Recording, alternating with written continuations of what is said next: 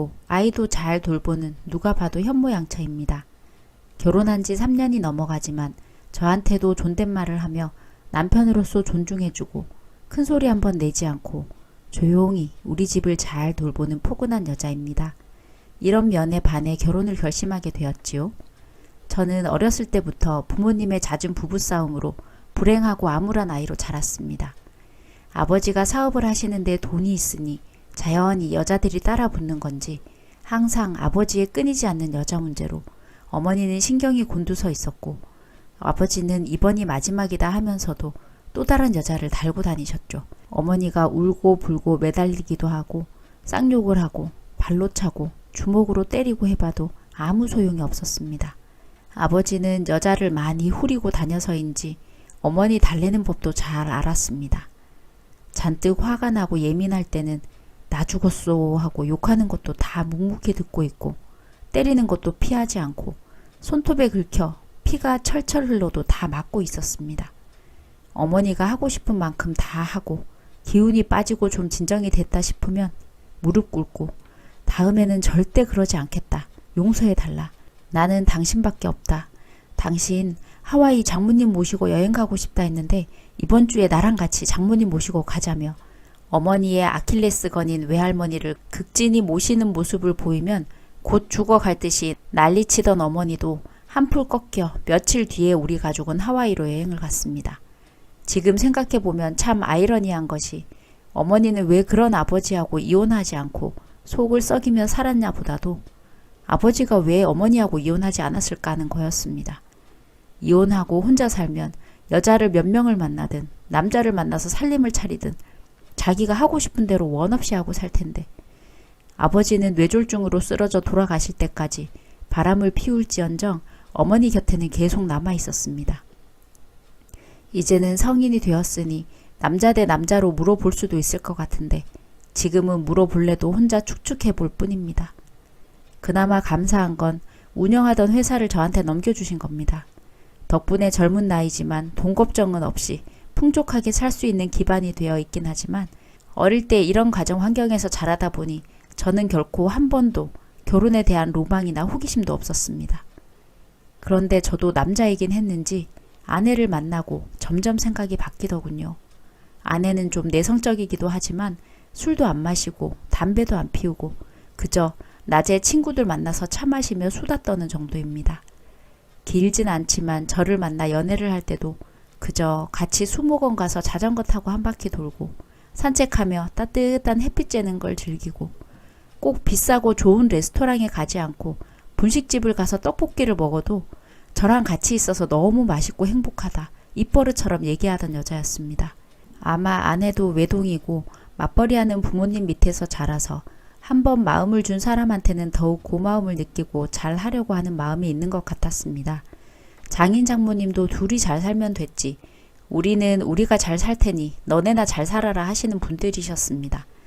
오히려 친정시댁 왔다 갔다 하며 분란이 생기는 것보다는 우리 둘이 잘 살면 되겠구나 생각도 들었습니다. 저는 그래 이 사람이다. 나만 잘하면 정말 행복한 가정 꾸릴 수 있겠구나. 나만 조심하고 또 조심해서 아버지처럼 바람 피우고 아내 힘들게 하는 짓은 절대 저지르지 말자. 결심하고 만난 지 1년도 안 돼 지금의 아내를 놓치기 싫어 제가 무릎 꿇고 반지를 끼워주며 청혼을 했고 아내는 정말 생각지도 못했던 모양인지 펑펑 울며 승낙해 주었습니다. 그날부터 지금까지 쭉 행복한 결혼 생활이 이어져 오고 있습니다. 아침에 출근할 때면 먼저 일어나 깔끔하게 몸단장을 하고 자기야 오늘은 자기 좋아하는 차돌 된장국에 계란 후라이도 해놨어요. 일어나요. 하며 저를 깨우러 오면 저는 아침은 된장국보다는 자기로 할래. 한참을 사랑을 확인하고 또 확인했습니다. 그러곤 그날은 회사에 늦을까 부랴부랴 집을 나섰지요. 그때부터 지금까지 아내는 아침을 빠뜨린 적도 없네요. 다른 건 말할 필요도 없고요. 나는 정말 복받은 놈이구나 생각이 들었습니다. 그런데 요즘 아내가 유학 때 만났던 친구를 자주 만나러 갑니다. 그 친구가 자기 유학 시절 혼자 외롭고 어려웠을 때 많이 도와주고 의지했던 친구라며 서울에 와서 외로워하니 자기가 힘이 돼주고 싶다며 애기 재워놓고 친구랑 수다 좀 떨고 오겠다고 밤 9시에 나가서 새벽에 들어오는 횟수가 많아졌습니다. 저야 뭐 애도 다 재워놓고 살림도 싹 해놓고 나가니 혼자만의 시간도 가지고 좋았습니다. 혹시나 자꾸 밤에 나갔다 들어오니 의심이 좀 되기도 해서 아내에게 웃으며 자기 남자 만나러 다니는 건 아니지? 했더니 아내가 화들짝 놀라며 무슨 말도 안 돼. 자기보다 더 멋진 남자가 어딨다고 하며 그 와중에도 저를 띄워주더군요. 그래도 제가 걱정을 할까 아내가 먼저 친구를 집으로 초대해 소개시켜 주었습니다. 아내와는 다르게 키도 크고 성격도 서글서글하니 남자라고 해도 무방할 정도였습니다. 누가 봐도 호감이 가는 사람이더군요. 저는 아내도 살림만 하느라 힘들었을 텐데 마음 잘 맞는 친구 만나 잘 지내는 것 같아 오히려 다행이다 생각했습니다. 근데 그게 제 불행의 시작이 될 줄은 꿈에도 몰랐네요. 하루는 회사에서 감기 기운이 있어 병원에 간다고 하고 일찍 퇴근을 하고 집으로 들어왔습니다. 아내는 씻고 있어 인사도 하지 않고 곧바로 안방에 들어와서 침대에 누웠습니다. 한숨 푹 자고 일어나면 괜찮을 것 같아서 누웠는데 아내 핸드폰이 울렸습니다. 잠이 들 찰나였는데 시끄러워서 신경질적으로 일어나 화면을 보니 그 여자친구 이름으로 뜨더군요. 제가 용건을 전해주려고 전화를 받았습니다. 그런데 뭐가 급한지 제가 여보세요 말도 꺼내기 전에 신영아 너무 보고 싶다. 지금 우리 집에 와줄 수 있어? 뭐지? 저 신영이 남편입니다. 이번엔 그쪽에서 대답이 없더니 전화는 그냥 끊겼습니다. 느낌이 묘했습니다. 이건 마치 연애하는 사이에 남자가 술 마시고 자기 여자친구한테 보고 싶다고 만나자고 하는 상황인데 쎄한 느낌의 아내의 핸드폰 내역을 뒤져보았습니다. 카톡, 전화 목록은 온통 그 여자친구와 주고받은 연락으로 가득 차 있는데 그것도 오늘 것만 있고 그 전 것은 싹 다 지웠더군요. 카톡 내용은 지금도 잊혀지지도 않네요. 자기, 오늘은 어떤 플레이 할지 궁금하지? 부드러운 벨벳끈을 준비해뒀지. 그리고 너가 만족할 만한 큰 걸로 준비해뒀으니 기대해. 사랑해 자기. 내 눈을 의심했습니다. 끈은 뭐고 큰 건 뭔지. 게다가 사랑해 자기? 하트까지. 아내의 대답이 더 가관이더군요. 깨끗이 씻고 갈게. 기다려. 나 신랑 오기 전에 자기한테 잠깐이라도 갔다 올까? 자기 보고 싶어서 밤까지 못 기다리겠어. 눈이 뒤집힌 저는 샤워고 뭐고 씻고 있는 아내에게 욕실로 쳐들어가 아내를 잡고 끌고 나왔습니다. 깜짝 놀란 아내는 자기야 미쳤어. 왜 이래? 집엔 언제 온 거야? 자기를 왜 끌고 나왔는지 영문도 모른 채 물기를 닦을 새도 없이 여러 가지 질문을 쏟아내더군요. 저는 말없이 아내의 눈앞으로 내가 본 카톡 내용을 들이밀었습니다. 그러자 아내는 피식 웃으며 이런 날이 올 줄 알았다는 듯이 태연하게 한마디 하는데 이혼하자 우리. 딱 글자 그대로 이렇게 말하더군요. 미안해, 용서해줘, 오해야 이런 말도 아니고 울며 불며 매달리는 것도 없이 그냥 이혼해달랍니다. 변명하기도 싫고 네가 본 그대로라고. 나 그 사람 사랑한다며 이제는 자기를 놔달라고 합니다. 저는 눈이 뒤집혀 집안에 있는 물건을 모두 깨부시고 욕을 한 것 같은데 순간 완전히 돌아서 무슨 말을 했는지 어떤 행동을 했는지도 모르고 지랄을 하고 있는데 눈앞에 아내의 애인인 그 여자가 나타났습니다. 우리 집 비밀번호도 알고 있었던 겁니다. 태진씨 미안해. 근데 신영이는 잘못 없어. 내가 사랑해서 신영이한테 매달리고 다시 만나자고 한 거야. 근데 이제 나 신영이 놓치기 싫어.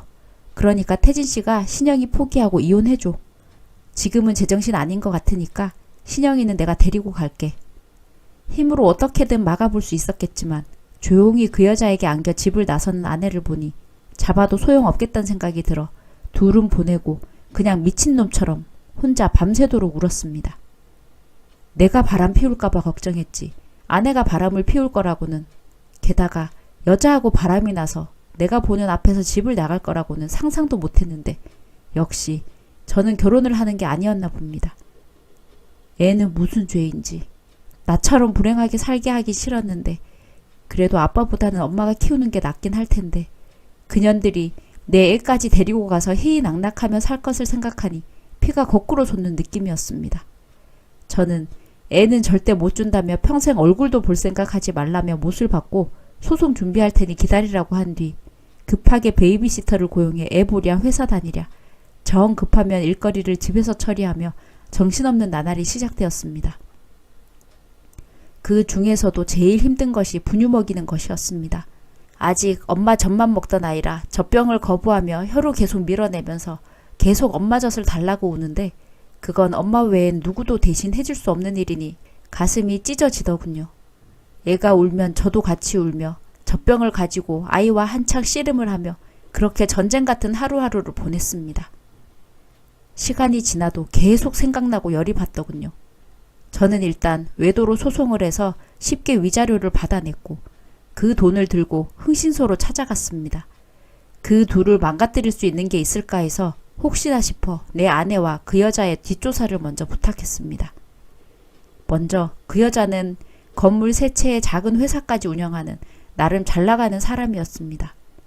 돈 좀 있다고 그래서 그렇게 당당하게 아내를 데려갔구만 하는 생각이 들었습니다. 그리고 얼마 전에 통 크게 건물 한 채를 전 아내에게 넘겨주었다고 합니다. 아내를 만나기 전부터 연애를 한 사람은 모두 여자라는 것 외에 다른 특이사항은 없었습니다.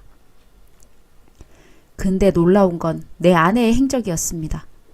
낮에 잠깐 나가서 친구들 만나고 차 마시고 오고 장보고 문화센터 다니는 줄 알았던 아내가 도박 중독자였습니다. 그것도 빚이 잔뜩 있는. 내 돈도 야금야금 빼돌려서 도박하는데 알뜰하게도 사용했더군요. 아내가 돈이 아닌 정말 나를 사랑해서 결혼했다고 생각했는데 내 아내였던 여자 마지막까지도 뒤통수를 세게 후려치는 대단한 여자더군요. 정말 그렇게 가정적일 수가 없고 나한테 잘했는데 역시 사람 속은 알 수가 없나 봅니다.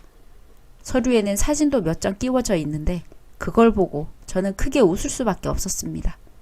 제 아내가 다른 남자와 키스하는 장면, 같이 침대에 누워있는 장면 등 지금 제가 봐도 손이 부들부들 떨릴 정도인데 바람난 상대 여자가 보면 어떨까?